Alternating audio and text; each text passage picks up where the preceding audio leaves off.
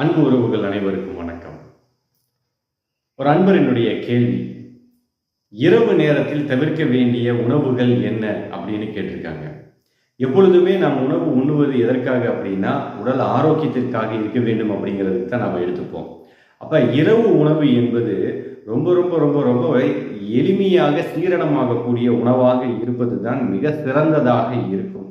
எம்மை பொறுத்தவரையிலும் எம்முடைய அனுபவத்தில் இரவு உணவு என்பது அதாவது அதிக வேலை இல்லாமல் இருக்கிறவங்க, வீட்டிலேயே இருக்கிறவங்க, எந்த வேலையும் இல்லாமல் கம்முன்னு வீட்டிலேயே இருந்துட்டு இருக்கிறவங்க அப்படின்றவங்க இரவு உணவுங்கிறது திரவ உணவாக எடுத்துக்கிறது என்னுடைய அனுபவத்தில் சிறந்ததாக இருக்கும் அப்படிங்கிறத நம்ம பார்த்துருக்கோம். அதே போல் நம்ம பயிலரங்கத்தில் வரவங்களும் அவர்களுடைய வாழ்வியலில் இருக்கும்போதும் அது எந்த அளவுக்கு உடலுக்கு ரொம்ப சிறந்த ஆரோக்கியத்தை தருது அப்படிங்கிறதையும் அனுபவத்தில் நாம் பார்த்துருக்கோம். ஏன் அப்படின்னு கேட்டிங்கன்னா, இரவு உணவு எவ்வளவு குறைவாக எடுத்துக்கிறோமோ, இல்லை திரவ உணவாக எடுத்துக்கிறோமோ, அல்ல பல உணவுகளாக எடுத்துக்கொள்கிறோமோ, அடுத்த நாள் காலையில் நம்ம ஒரு 9 மணிக்கு சாப்பிட்றோம் அப்படின்னு பார்த்தீங்கன்னா இடைப்பட்ட இந்த கால நேரம் பார்த்தீங்கன்னா ஒரு அருமையான முழுமையான ஒரு விரதம் இருப்பதற்குண்டான ஒரு சந்தர்ப்பத்தை நாம் இந்த உடலுக்கு கொடுத்தது போல இருக்கும். அதனால இரவு உணவு அப்படிங்கிறது மிக எளிமையாக செரிமானம் ஆகக்கூடிய உணவாக எடுத்துக்கொள்வது ரொம்ப நல்லது தான். உதாரணத்துக்கு பல உணவுகள் எடுத்துக்கலாம், இல்லை எளிமையாக ஜீரணமாகிற மாதிரி இட்லி, தோசை இது போல இவைகளையும் நீங்கள் எடுத்துக்கலாம். ஆனால் இரவு நேரத்தில் நிறையா பேர் செய்து சாப்பிட்டு விட்டு நிறைய தொந்தரவுகளை ஏற்பட்டு கொஞ்சம் வருத்தப்பட்டு சொல்லுவாங்க, எனக்கு ரொம்ப கஷ்டமாயிடுச்சு அப்படின்னு. என்ன பண்ணுவாங்க அப்படின்னா, இரவு நேரங்களில் சில பேர் தயிர் சாப்பிடுவாங்க. அந்த இரவு நேரத்தில் தயிர் சாப்பிடக்கூடாது அப்படின்னு ஏன் சொல்கிறது அப்படின்னு கேட்டிங்கன்னா, இரவு பொதுவாகவே இந்த உடலுக்கு வெப்பம் அப்படிங்கிற ஒரு ஆற்றல் நமக்கு தேவை. அப்போ பகல் நேரத்தில் இந்த உடல் எப்படி இருக்கும் அப்படின்னு பார்த்தீங்கன்னா, குளிர்ச்சியானதாக மாற்றிக்கொள்ளும் இந்த உடல். ஏன்னா காலை சூரியன் வரும் பொழுது இந்த உடல் குளிர்ச்சியானதாக மாற்றிக்கொள்ளும். இரவு நேரத்தில் சூரியன் இல்லாததுனால இரவு நேரத்தில் இந்த உடலை என்ன பண்ணும், இந்த இயற்கை வெப்பமானதாக மாற்றிக்கொள்ளும். இப்படித்தான் இந்த உடலுடைய அமைப்பு செயல்பட்டு இருக்குது. அப்போ இரவு நேரத்தில் நாம் என்ன பண்ணிடுவோம் தெரியாமல் தயிர் சாப்பிடும்போது என்ன ஆயிடும் அப்படின்னு கேட்டிங்கன்னா, அது கொழுப்புத்தன்மை சார்ந்ததாக இருக்கும். அப்படிங்கிறதுனால செரிமானத்துக்கு தாமதம் ஆகிவிடும். இப்போ ஏற்கனவே ஏதாவது உணவையும் சாப்பிட்டு அதோட கடைசியாக தயிரையும் சேர்ந்து சாப்பிடும்போது இந்த தயிர் என்ன பண்ணும், அந்த உணவுகளையும் சேர்த்து செரிமானம் ஆகாமல் அந்த கொழுப்புக்கள் சேர்ந்து இருப்பதனால் எளிதாக செரிமானம் ஆகாததுனால சில தொந்தரவுகள் ஏற்படுவதற்கு காரணமாக. இது சில பேருக்கு ஃபுட் பாய்சனாக மாறிடுதுன்னு சில பேர் சொல்லுவாங்க. வயிற்றால போகுது, வயிறு வலிக்குது, அடிக்கடி டிசென்ட்ரி போகிற மாதிரி இருக்குது, வயிறு பொறுமனாக இருக்குது அப்படின்லாம் சொல்லுவாங்க. காரணம் என்னன்னா, இந்த மாதிரி செரிமானம் ஆகாதது மிக முக்கியமான காரணம். இன்னொன்று, இரவு நேரத்தில் எப்பயுமே கீரை இது போன்ற உணவுகளை தவிர்த்து கொள்வது ரொம்ப நல்லது. சில பேர் கொத்தமல்லி சட்னி, புதினா சட்னி இந்த மாதிரிலாம் தோசை தொட்டு சாப்பிட்டு போவாங்க. அது பரவாயில்ல. ஏன் அப்படின்னா, அதெல்லாம் நல்லாவே அரைச்சிடுறீங்க, அரைச்சதுனால தொட்டு சாப்பிட்டுக்கிறோம், ஓகே. ஆனால் கீரை வகைகள் அப்படிங்கிறது பார்க்கும்போது அது எளிமையாக ஜீரணம் ஆகாது. அப்போ அதை பகல் நேரத்தில் நாம் எடுத்துக்கொள்ளணும். இரவு நேரத்தில் இந்த உணவு எடுத்துக்கொள்ளக்கூடாது. ஏன் சொல்கிறேன்னா, குறிப்பாக இந்த 2 உணவு சொல்கிறேன்னா, நிறைய அன்பர்கள் நிறைய பாதிப்புகளை நம்ம பார்த்த வகையில், நம்ம கிட்ட வைத்தியம் வந்ததில் நிறையா பேர்த்து பார்த்ததில் இந்த பாதிப்புகள் நிறையா பேர்த்துக்கு இருக்குது. இரவு நேரத்தில் கீரை சாப்பிடுபவர்களுக்கும் இரவு நேரத்தில் தயிர் சாதம் சாப்பிடுபவர்களுக்கும் இது மாதிரி தொந்தரவுகள் ஏற்படுகிறது. அதனால் இரவு நேரத்தில் இவற்றை தவிர்த்து கொள்வது உடலுக்கு ஆரோக்கியத்தை தரக்கூடியதாக இருக்கும். அதை விட முக்கியமாக இரவு நேரத்தில் எண்ணெய் உணவுகள் அதிகமாக சாப்பிடுவதை தவிர்த்து கொண்டால் உடலுக்கு ரொம்ப நல்லதாக இருக்கும். அதே மாதிரி அசைவ உணவு அப்படிங்கிறது தவிர்க்க முடியாததாக இன்னைக்கு மாறிடுச்சு.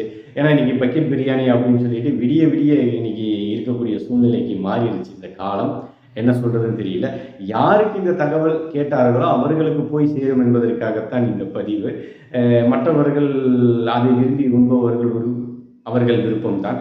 இரவு நேரத்தில் பொதுவாக அசைவம் சாப்பிடுவது அப்படிங்கிறது உடலுக்கு ஆரோக்கியமானதாக இருக்குமா அப்படின்னா, சாப்பிட்டு உடனே நாம் போய் என்ன பண்ணிடுவோம், போய் படுத்துடுவோம். அப்போ உடலுக்கு செரிமானம் ஆகக்கூடிய சக்தி அந்த உடலுக்கு இருக்காது. அப்போ என்னன்னா, முழுமையாக உடல் உள்ளுறுப்புகள் ஓய்வு எடுக்க போய் விடுகிறது. நாம் தூங்க போகும்போது அந்த உள்ளுறுப்புகளும் ஓய்வுக்கான நிலைக்கு போயிடுது. அதுக்கு முன்னாடியே நம்ம ஏற்கனவே எளிமையாக செரிமானம் ஆக முடியாத ஒரு உணவை வயிற்றுக்குள்ளே வச்சுக்கிட்டு அது அப்படியே போய் படுத்திருக்கும் போது என்ன ஆகும், அது செரிமானம் ஆகாமல் ஒரு பாதிப்பை ஏற்படுத்துவதாக நமக்கு அமைந்து விடும் அல்லவா.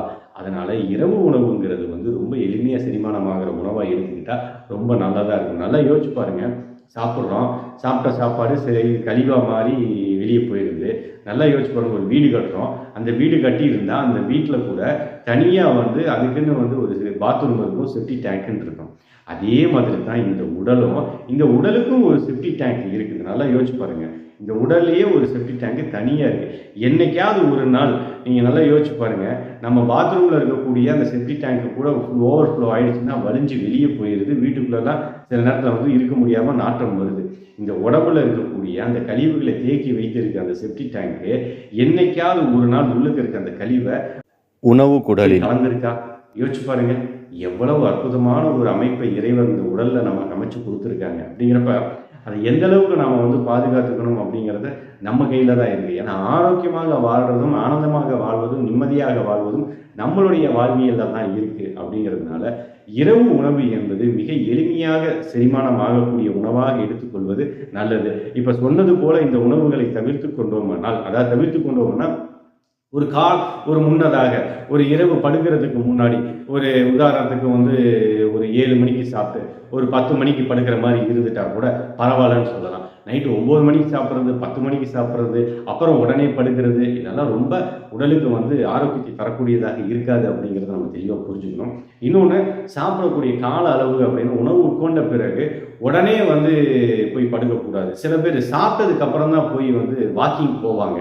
அது எவ்வளோ பெரிய தப்பு அப்படிங்கிறது தெரிய மாட்டேங்குது. அதாவது சாப்பிட்டதுக்கப்புறம் அந்த உணவு செரிமானம் ஆகிறதுக்கான வேலையை அது செய்யணும். அதுக்கு முன்னாடி இந்த உடலுக்கு முழு வந்து சக்தி இழக்கக்கூடிய செயல்களை செய்யும்போது அந்த உணவும் செரிமானம் ஆகாது.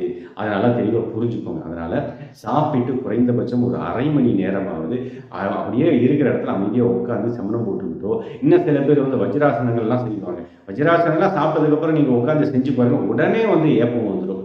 அதுபோல் இந்த உடலுக்கு சக்தியை தரக்கூடியது எளிமையாக செரிமானமாகக்கூடிய உணவும் அந்த காலங்களையும் நாம் அனுசரித்து எடுத்துக்கும் போது இந்த உடலுக்கு ஆரோக்கியத்தை தரக்கூடியதாக இருக்கும். ஒரு 7 மணிக்கு சாப்பிட்டு 10 மணிக்கு படுக்கிறோம்னா நல்ல விஷயம். 10 மணிக்கு தான் சாப்பிட்றோம், இப்போ நைட்டு 11 மணிக்கு தான் சாப்பிட்றோம், அப்புறம் போய் படுக்கிறோம் அப்படின்னா இது உடலுக்கு ஆரோக்கியத்தை தராது. அப்படிங்கிறத நம்ம அனுபவபூர்வமாக நாம் தெரிந்திருக்கிறோம். அதனால் அன்பர்களே, ஒரு அன்பருடைய கேள்வி அது இன்னும் நிறைய இதை சொல்லலாம், ஒரு எளிமையாக சுருக்கமாக சொல்லணுங்கிறதுக்காக ஒரு குறிப்பிட்ட தகவல் சொல்லியிருக்கோம்.